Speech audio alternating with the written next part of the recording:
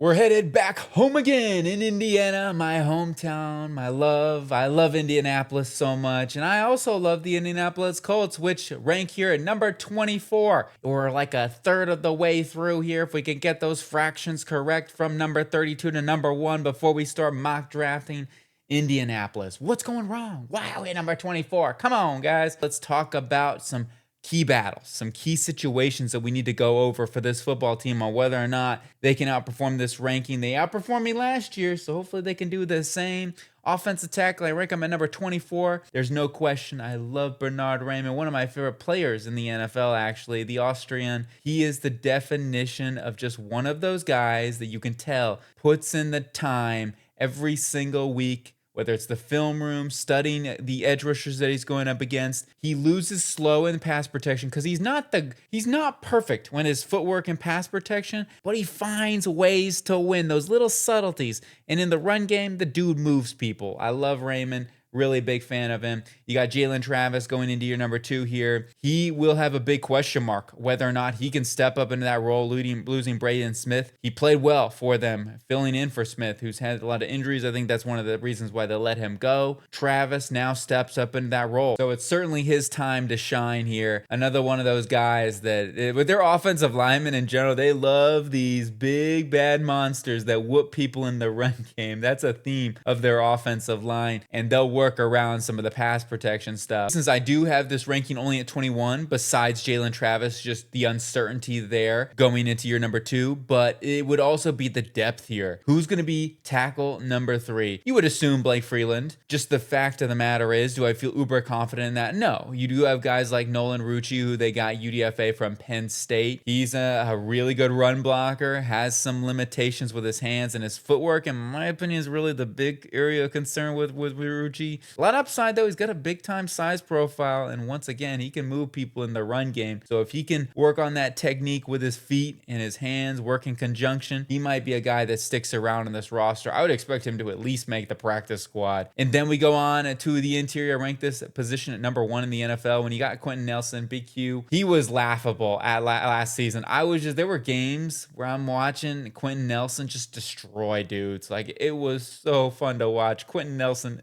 he's as good. He's a Hall of Famer. I'll just say this right now. I know it's a little early to say that, but I think he's a Hall of Famer. Tanner Bortolini, a great name, and he's working into his own route as a very, very good center. You got Matt Gonzalez at right guard. He's going into a prove-it year for him. They brought him some competition, though, which is good. Jalen Farmer, the rookie from Kentucky. A little up and down. There's just something about Farmer that gave me some red flags. When I was watching his film, there were a lot of effort areas where I'm like, okay, you know what I mean? Especially at the second level where he almost seemed disinterested. You do something, right? Go do something. I don't want to, hey, everyone's got their own thing. I don't want to call him to go crazy because he's still a really, really talented guy. And there's some excellent film, like one-on-one head-up situations. Farmer's fantastic. I want to see him maybe second level, maybe have your head rather than turned going this way. Like, go ahead and try to find some work to do. It were just some of those situations. But anyway, no more negativity. He's got a great name, Jalen Farmer. He can bring some corn over here, hit those cornfields. We got plenty of those. He is a super talented guy, and if there's anybody that can develop him, it's here in Indy with his power profile. And when you run into this guy, you stop immediately. Another guy that they got too was Gino Van Denmark from Alabama. He's another guy. He's this brick stonewall. I would hate to see him I'd hate to have to wrestle this guy. He is a stonewall. And then you got Josh Coots here from Illinois. His dad was a Bears legend, actually. And yeah, Creets is a guy to watch out for too.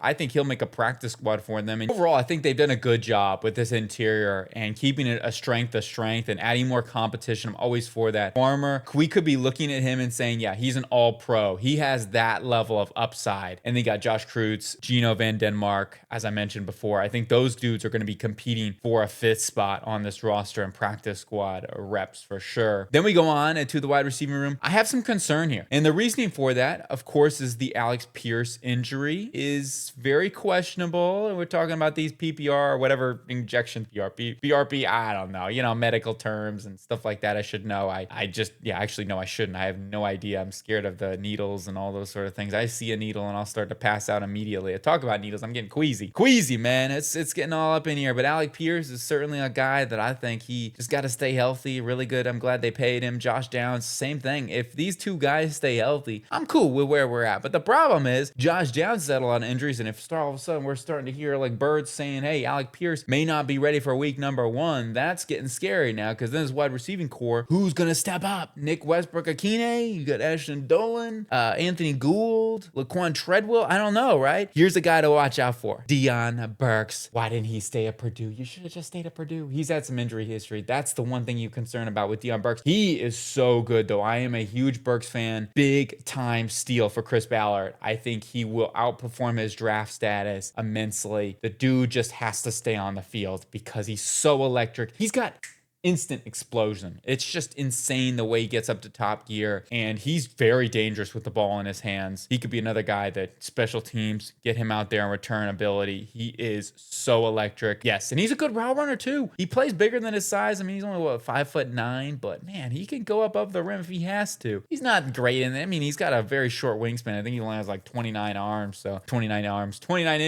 He's got 29 arms. So I guess that's the new way we're putting it. But I really like Burks. EJ Horton, Purdue guy. Hey, we got to give those locals a shot. You got Higgins from Duke. He is somebody to watch out for, maybe as a practice squad guy. And then Raylan Sharp, another dude there to maybe practice squad candidate. On to the tight end room. Looks really, really strong. I'm curious to see Carson Tout in preseason. Another basketball guy. They probably said, hey, Mo Alley Cox worked out for us. Let's go get this dude here. Basketball power forward dude. And maybe they can work him into a long-term guy. You never know. You got Alec Ogletree, Will Mallory, depth in it up here, but the big guy, the star in the room, Tyler Warren. You got no problems at number 1 tight end. He's just an all-around beast. Look at that picture too. I don't know what happened to his arm, but it is what it is. I'm cutting off arms out here. Mo Alley Cox as your number 2 tight end. They're in a good spot here at tight end. Running back room, JT, still a real beast. Just comes down to who's number 2 at running back position. I've been saying this. I've been loving for the Colts to get like the Zach Moss that they had a few years back. They need a reliable number 2. Giddens, they didn't seem to have a whole ton of confidence in that. They were choosing Amir Abdullah, and Abdullah's not bad or anything like that. It's just I would have loved to have seen more of Giddens. They bring in Seth McGowan, though, who's a really talented guy, really explosive dude, man. He's really, really explosive. So hopefully, hey, he might end up being the number 2 guy over Giddens. It's very possible. I would also keep an eye out on Anderson Castle. I like him a lot from Duke. I thought he just ran super hard. I know,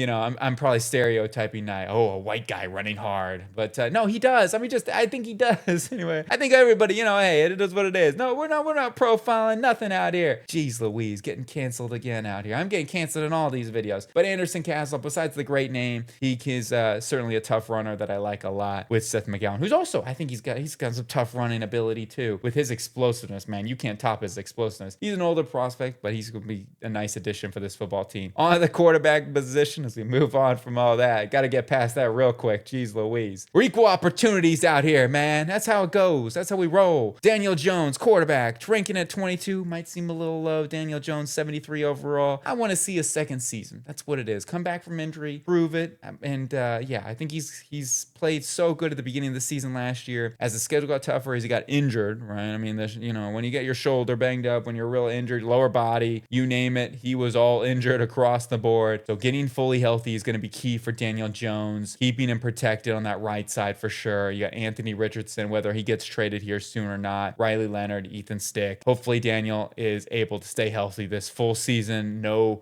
big problems there, because that's going to be the key for this football team, in my opinion. Then we go on to the defense. And this edge room is held up by Leatu. If Leatu Latu gets injured, then this ranking probably goes down significantly. Now, I really do like Arden Key. I think he's a solid player. He's not a number 1 edge or anything like that, but he's a good, solid dude to have in there that can rush the passer. He's got some limitations as an edge setter, but They got JT Tuimoloau. They got Michael Clemens, who can do that. Clemens, man, I'm surprised that they paid him, what was like 17.5 over 3 years? That's a good chunk change, man. So they're going to try to use him for sure. JT, gotta take that year 2 jump. Want to see more of him. Caden Curry is a guy I'm watching out for. Same thing with Mitchell Melton from Virginia. So Curry from the Ohio State University and Melton from Virginia. Both guys that I think have a very, very, very real chance of being early contributors for this team, especially if you have injuries. But between Key, Leatu, those are your 2 starters. Tuimoloau, Clemens going to be your main rotational guys, I would imagine, early in the season as Tuimoloau gets going even more. Well, watch out for Curry. Watch out for Melton. I wasn't super high on George Gums from Florida. We'll see. He's got a interesting build. I mean, he's got length. He's got some upside there. I just thought he was maybe not quite bendy enough, and he doesn't have the power profile either. So he's going to have to get better with his hands for sure if he wants to be more of a consistent pass rusher here. But Melton has some juice off the edge. Curry has just, again, I'm gonna get, profiling here, but the white tough dude, right? I'm sorry, but he runs down people. Like, he runs through people is what he does. And he finds a way to beat tackles consistently. And down the stretch, who was Ohio State's best pass rusher? Caden Curry. So watch out for him. We'll see how it goes.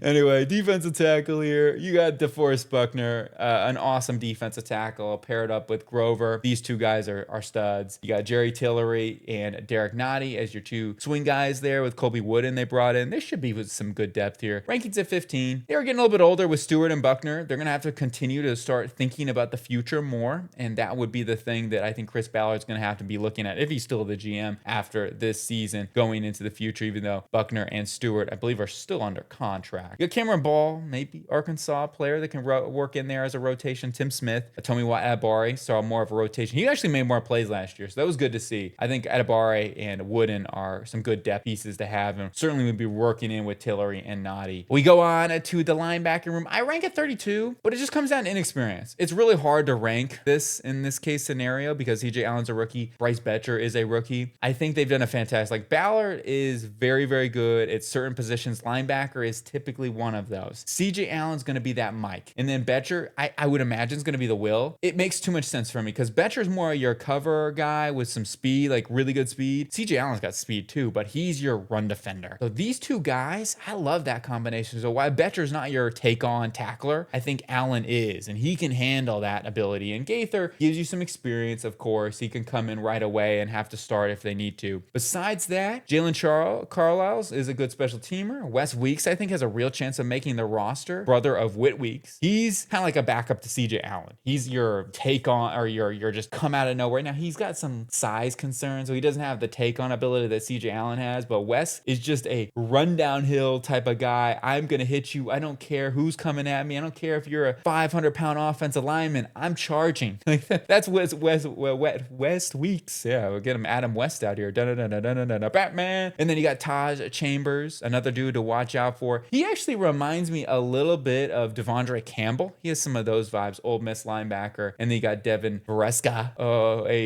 He was a Canadian guy, I believe. So maybe he's a dude that, never know. We'll see how it goes there with him, but he's probably a practice squad candidate for sure. So let's go on to the cornerback room. This cornerback room looks really good with Mooney Ward and Sauce Gardner, 2 great name corners as well. 2 what a lockdown names. Mooney Ward and Sauce Gardner. Justin Wally. It sounds like a movie. Well, it is Wally, but anyway, we'll see him as he gets healthy this season in the slot, having to fill in for a tough one. I mean, hey, losing out on Kenny Moore is a tough one to lose, but it was time probably. They had to make a maneuver, and they feel good about Justin Wally. You bring in guys like Cam Taylor-Britt to be a swing man too. Now, he's not a swing slot guy. My guess here is to watch out for guys maybe like Jayonte McMillan, a UDFA from Minnesota as well. Well, not UDFA, and then, Wally was a 3rd-round pick, but McMillan's a guy that's very undersized, play on the outside a lot for the Golden Gophers. Robert Carter could even do that. He's another Canadian guy. Makai Rogers, he's more of a special teams guy from James Madison, so my guess is he would be more of like a dude that you practice squad competing in there for